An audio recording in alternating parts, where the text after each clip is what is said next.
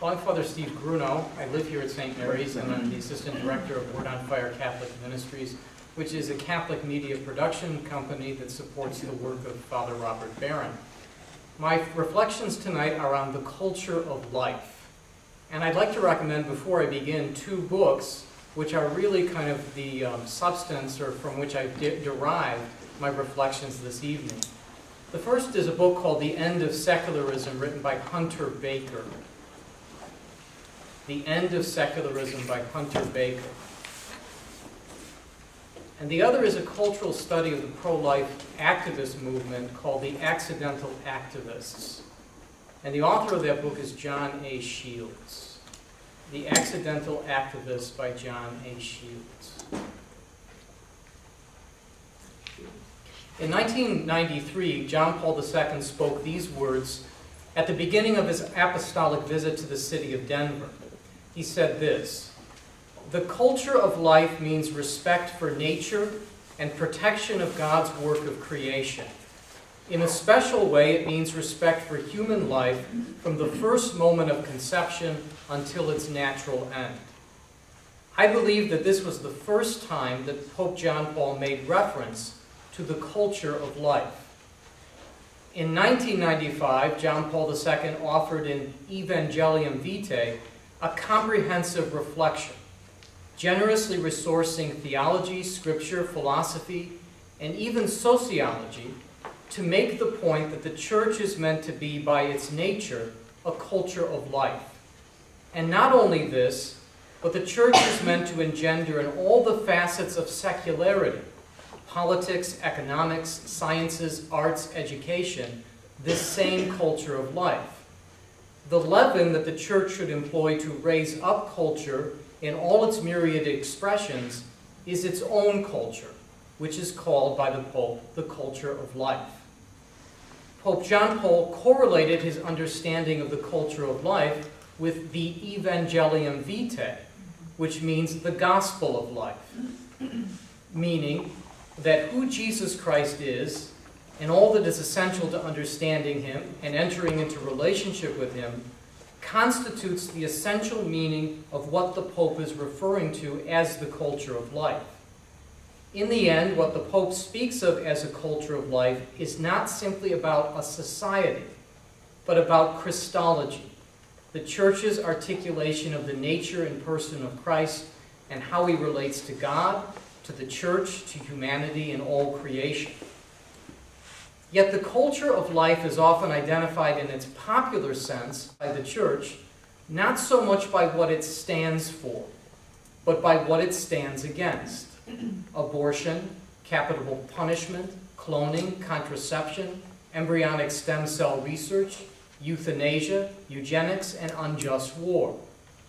For many, the extension of the meaning of the culture of life beyond beginning and end of life issues, particularly abortion and euthanasia, fails to provide the necessary clarity to combat these evils. So the two are privileged in a way that other transgressions are not. But defining any culture simply by what it stands against presents a decidedly one-sided approach. Therefore, we might begin by asking what is positively meant by the culture of life, or more specifically, what is meant by culture and what is meant by life. The word culture is applied in many contexts. We speak of a cultured person as someone who is educated, plugged into societal values and trends. However, the meaning of culture cannot be limited to social elites, because everyone is immersed in culture. Our identity is inextricably linked to it. Even the poor have culture, one social theorist remarked a century ago, only to be corrected by another who said, no, the poor especially have culture, meaning that the members of the lower classes often had far richer cultural expressions than the upper classes.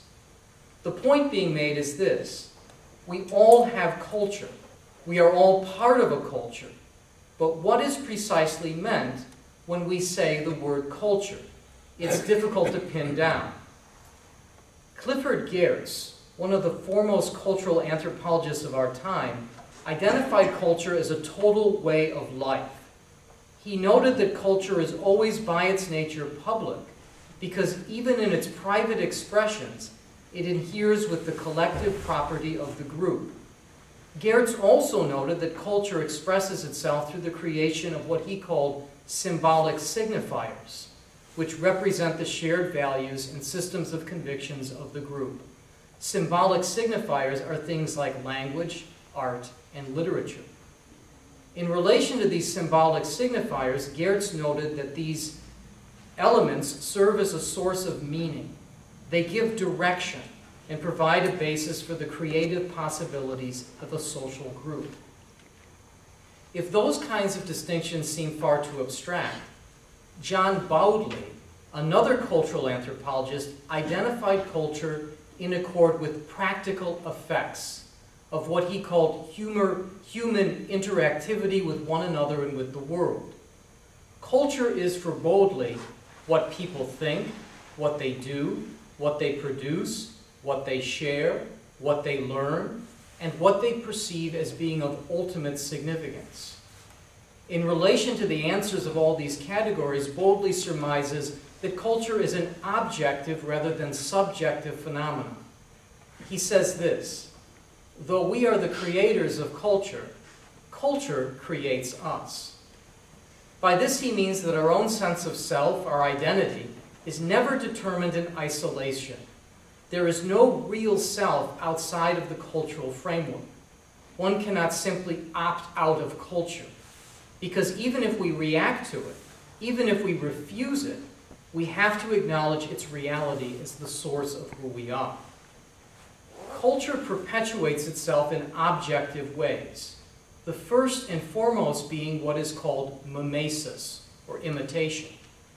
We learn by imitation, and therefore we learn very early on to reflect in our own behaviors the behaviors that have been modeled for us by our parents and other authority figures.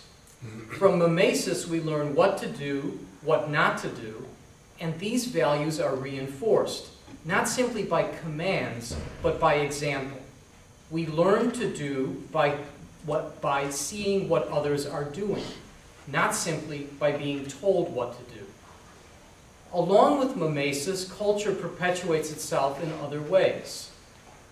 By productivity, which means culture makes things. By assimilation, culture brings together groups, practices, and ideas.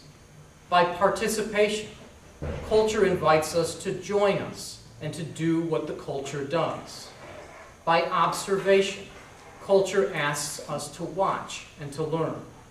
By transference, we can take this or that, exchange it, and make it into something else.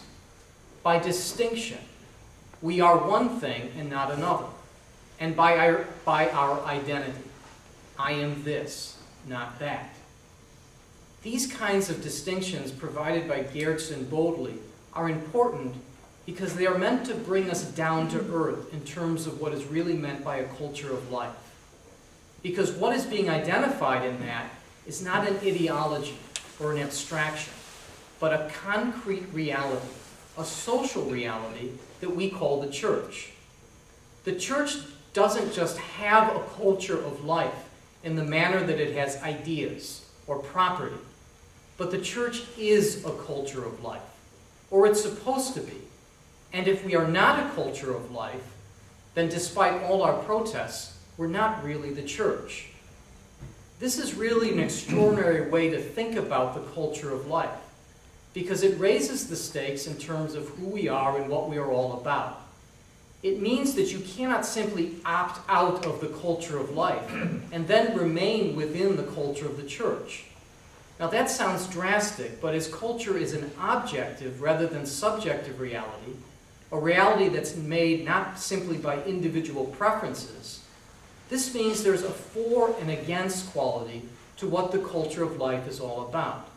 The dialectic is inescapable, not just for the culture of life, but for all culture.